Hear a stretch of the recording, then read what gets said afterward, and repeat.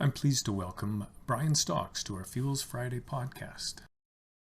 To get started, I guess the first question is, in your experience, what are the most problematic aspects about how we have approached fuel measurement to this point? Yeah, the first thing that I would say is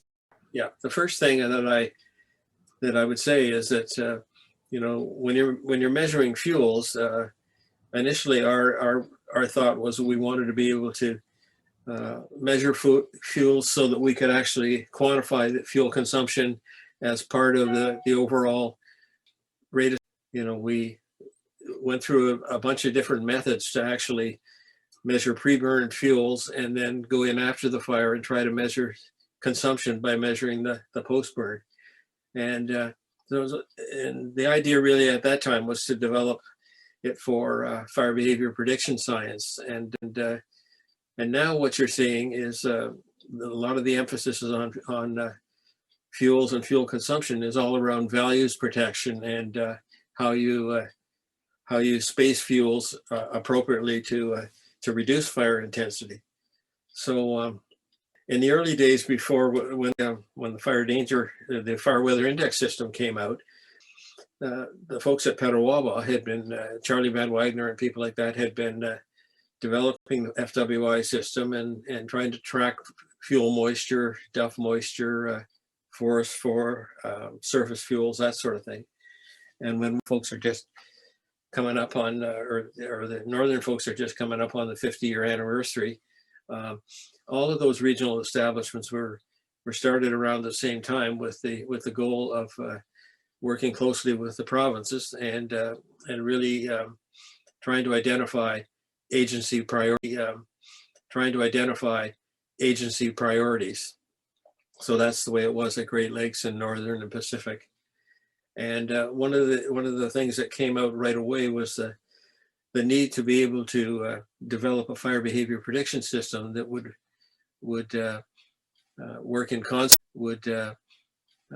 concert with fire weather index system, which was pretty much all weather driven for a standard fuel type, and to actually relate fire behavior in different fuel types to weather and FWI system outputs.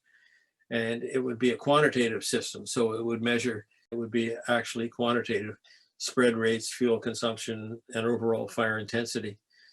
So we started to do that. And initially we started working in slash fuel types because we could get permission to burn in slash because the province was doing a fair amount of prescribed fire for site preparation. And so it was easy to be able to find fuels to burn in terms of slash. And so we got help from the provinces on working on that, developing plots and burning. And we also monitored a large number of wildfires. With wildfires, you don't have a pre-burn fuel sampling capability that you have with experimental fires, but you do have the high-end fire behavior that you're not able to get on experimental fires because of resource restrictions or because just a lot of this work early on required pretty close agency support. And one of the first big hurdles was getting over slash burning and getting into actually burning standing forest, because that was quite contradictory. That was quite contradictory to what their policy was. And so getting across the idea that if we conducted experimental fires, it would help us save overall in the long run. We'd have to burn up to the edge in terms of fire intensity, and stuff like that. But that it would yield benefits in terms of fire suppression activity down the road. And of course, the main goal there was all about woodland protection, wood supply protection and things like that, much less the valuation in terms of homes or northern communities and things like that we see now. So when we moved to standing timber, that was a pretty significant step. And we because we had to build relationships there and work closely with people and help them understand the need for that type of work. And all of a sudden we were, in terms of fuel sampling, we were now involving crown fuels and ladder fuels and surface fuels, in addition to duff and the forest floor layer. So we had to kind of come up with different sampling techniques at that time. You know, we would be cutting out sections down to mineral soil, and I don't know if Judy talked about that, but basically determining the bulk density of different layers in the forest floor with depth, and using depth of burn pins and things like that to actually put them in place ahead of time. Wildfires on occasion, but it was really problematic because you didn't want to get in the way of suppression activities, and also it was sometimes difficult to know which way the fire was going to go. So we had some interesting experiences with those exercises. And sampling surface woody fuels is just really the down or dead surface woody fuels. It's just really the down or dead fuel. And we sample those primarily with the line intersect method that allows you to sample pre-burn and post-burn in the exact same plane. And the crown fuels, that was a matter of cutting down trees of different diameters, and then sampling all the needles and the dead material and branches and stuff like that to build these allometric equations that would allow you to estimate how much aerial fuels, you know. And so we did a lot of that destructive sampling near the burn site, and then measured the live and dead crown fuels for a range of tree diameters and heights, and estimate crown fuel that way. So the first bunch that we did here in Ontario, we were burning in mature jack pine and immature jack pine in the first 10-year period or so. And then we got involved in burning in budworm kill balsam fir, which is a whole other area. This whole looking at the synergy between fire problems in Ontario in the mid 70s led the province to be asking us to be involved in trying to develop a better fire prediction for budworm kill balsam fir. And that was a whole other different layer of fuel sampling, because you're sampling the fuels, but the fuels are breaking down as you're sampling them. Like each year, there's more fuel on the ground, so you're getting the stratification of fuels is changing over time, which it doesn't do in the case of a healthy forest, not nearly as much. So we intensive sampling. We had to also burn larger plots. We were up to about 2 hectares in size for these plots to accommodate the variability in plots in terms of living in dead material. So that's how we got some of the major fuel types that ended up in the FPP system, and we expanded that database by monitoring wildfires. And like I said before, at the high end, we were able to monitor a lot of fires that, fires, if you have a high-end crown fire in jack pine versus blacks, really it's at that level, they could be talking the same fuels, because they all behave the same once the fire's rolling. So we did that sort of thing. And a lot of that, there were a lot of national burning projects, and I'm sure Marty will talk a little bit about that, but we had projects at Big Fish and Darwin in Alberta and Porter Lake in the Northwest Territories. And we brought together as many of the fire research CFS community as we could to stay for a few weeks in these remote areas and actually conduct experimental fires. And that was the CFS right across the country. And so we got a lot more information and fuel types out of that type of thing. And then it really culminated in the Crown Fire modeling experiment in the Northwest Territories in the late 90s. And Judy probably mentioned that, but the whole idea there was to do a series of replicated crown fires on plots that were about 2 to 2.5 hectares in size. And we were working closely with the Americans who were quite involved in testing a physically based model of fire spread and intensity And that's a gap in a lot of the work that the US folks have done, is scaling up laboratory fires so that they have some relevance when you get to larger real world fires. And so that experiment was by far the most extensive fuel sampling that anyone's ever done in Canada. By far the most extensive fuel sampling that anyone's ever done in Canada, I'm sure. Ground surface, forest floor. We were even sampling carbon emissions and atmospheric emissions with aircraft, and there are a whole bunch of things that went with it. But at the bottom of it was really, we were still doing our measurements of fire behavior, and we had in-fire cameras and a whole bunch of things that gave us insight into fire behavior that we otherwise couldn't have gotten. So one of the reasons that not much of that has been going on lately is changed for a while there. I think you're probably aware that all of a sudden in the 90s we were supposed to be working to satisfy the policy needs of the federal government, right? And that kind of changed away from what the agencies wanted. But another real problem is that out in the open, social media, the public awareness is and trying to explain the benefits.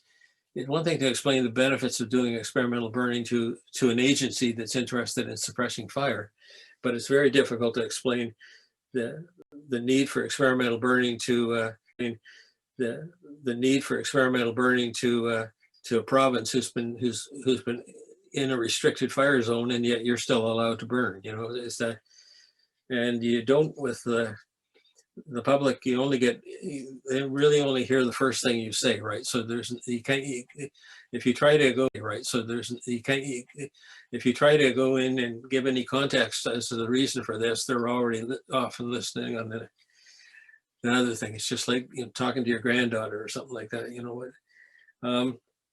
So that's led to a lot of reanalysis of a lot of the early data that we collected.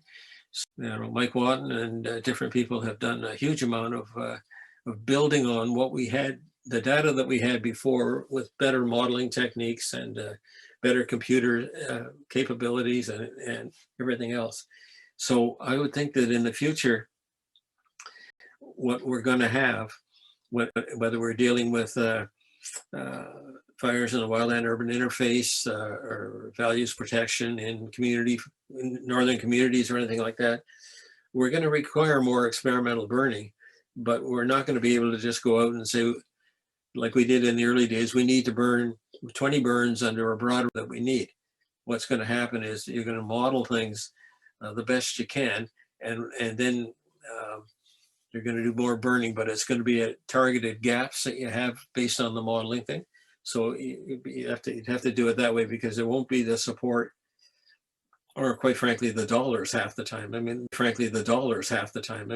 These experimental burning programs, we were burning in budworm killed balsam fir. We would have, helicopters, a couple of CAL 415s and everything else all on the site. So it's a huge expense for the agencies, right?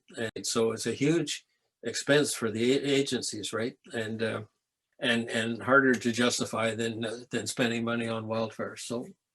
So there's all those reasons why we need to be more careful, I guess, in terms of what burns we want to conduct, and try to get as much information. I had jotted down a couple of things, Brian, about the wildland-urban interface issues, and I'm sure that Marty will talk about this as well. But there are some differences between how we plan to protect northern communities, for example, Aboriginal communities, versus in central BC or whatever, where you've got a lot of communities at risk, and in Alberta and parts of Ontario and Quebec as well. But so in those cases, the fuel measurement issue really revolves around predicting fire intensity, which we've always done, but physically changing the horizontal and vertical distribution of fuels in a way to reduce that intensity. So we spend a huge amount of money on Fire Smart and things like that, but we do not have really a science-based rationale for how we space trees, or we haven't done the kind of work to show that, okay, this spacing in this phenotype leads to this much reduced fire intensity, or with pruning or whatever. We haven't done that. So not to say that the whole fire smart thing is not a good thing, because in fact community awareness and all, because in fact community awareness and all that kind of stuff is, you got to start somewhere, and I think they've done a tremendous job on that. But from a standpoint of how we lay out what we're going to do and have a scientific rationale behind it, we've got a ways to go there. So if we're going to be doing experimental burning, that has to be a goal. It's something that we can model and then feel good about that. So, I mean, things like pruning, thinning to certain densities, planting deciduous fire breaks, that'll be another thing. I'm sure Marty will talk about that, but that'll be another thing. I'm sure Marty will talk about that, but that's very important. And so really it's the priority is like a science-based evaluation of the effectiveness of these treatments, whether it's pruning or fire, the effect on fire behavior in terms of intensity, but also the effect in terms of transition to ground fires and things like that. Northern communities, it's a little bit different there, because one of the things you deal with around large communities that are in aesthetics spoiled, right?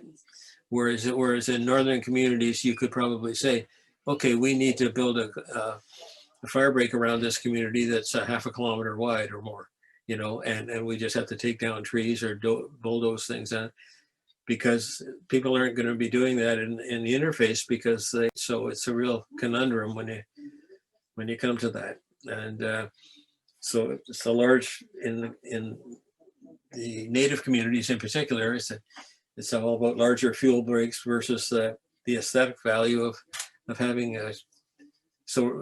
trees in the wildland urban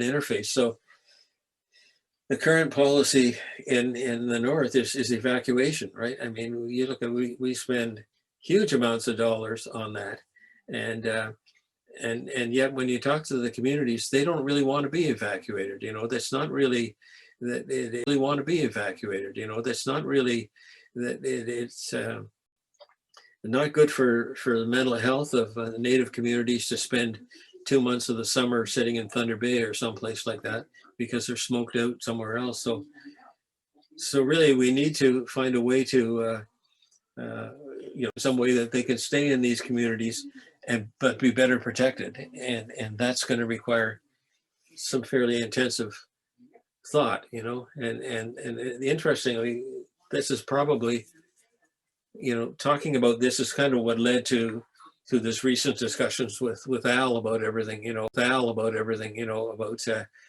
priorities and how we've just been kind of whistling past the graveyard on a lot of things. I guess it would be a good way to put it. Yeah, those were just some of the things that I kind of wanted to get across, you'd asked and stuff like that. But I thought that if I talked about it in a historical sense, it would make it seem like some of the questions are probably already answered when or addressed somewhat when you think about it. Yeah, no, that's really helpful, Brian. Thanks very much. And and I think the questions were sort of intended to form a bit of a structure, but maybe there's a couple that I will pick out that I think would be really useful for other people to hear. And I guess one of the ones that stands out for me, and you've already touched on this a little bit, but if you could identify, if you could identify one or two things that are the real significant knowledge gaps and limitations that we've got right now, and if you like, that's the problems where we should put in our efforts in terms of understanding, or maybe even just recording and sharing fuel conditions, what would you? Well, I thought about it first in terms of, you're asking about what the problematic aspects, how we've approached fuel management to date, and I'm not sure that I feel more like I don't feel like there've been any problems. I feel like we have expanded our fuel sampling capability as we realized where we were doing a good job and where it could be improved. As the need for that fuel sampling changed a little bit, like when we're talking about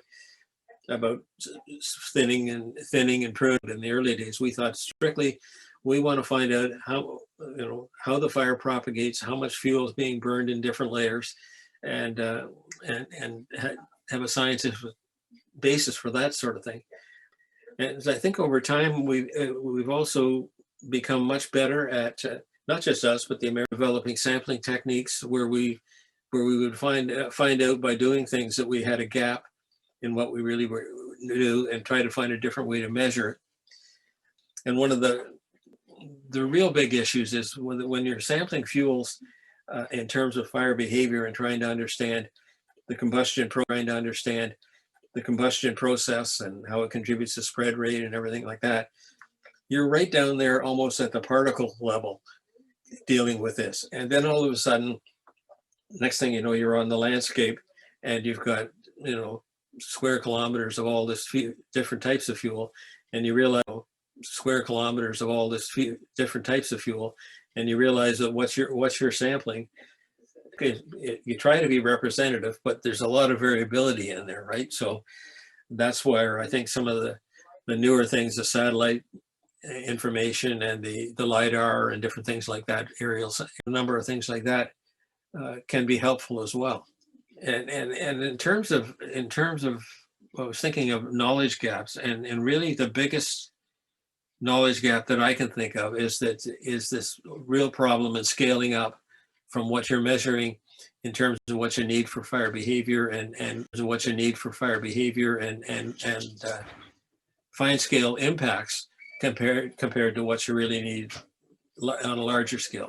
That's a real problem, but that's something that people, if they're working in the area, they need to be aware that you can't just go out and use it and look at what it's giving you for the fuels that you're measuring and try to adapt to it, because I'm sure Marty will mention the art versus science part of a lot of fire research. And that's very true, because we have some good science behind things, but we can't, interpolate it to scaling things up to the landscape scale. To me is a real problem.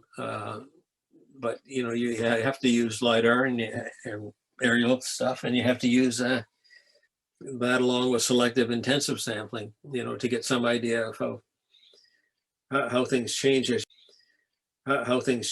you scale up. And another big area that I think about a lot, and of course after the work with the budworm, is the synergies between other disturbances and fire. So when they talk about disturbances, they usually say insects, fire, and blowdown, or something. But the fact of the matter is that they all are, there's synergies between all of them. And one of the things that's happening with with climate change and everything else is just basically the breakdown of the forest structure in a lot of areas. The breakdown of the forest structure in a lot of areas. So looking at how, like in our case, we knew when we started looking at dead balsam fir in the forest, we knew that it was having an impact for sure. It would have a potential big impact in terms of fire behavior.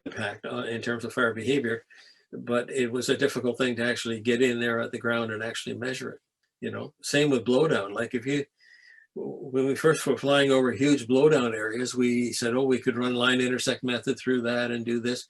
And then when we got off the plane on the ground and saw the blowdown was too, even being able to measure it vertically as we went through it, that was a big wake up call. But it's, there's a lot going on with these synergies in terms of ground fire initiation, prevalence of ladder fuels, that type of thing, as well. And it was interesting. I'll tell you a quick story here, because Marty reminded me of this. His memory is better than mine, but because I had told him this years ago.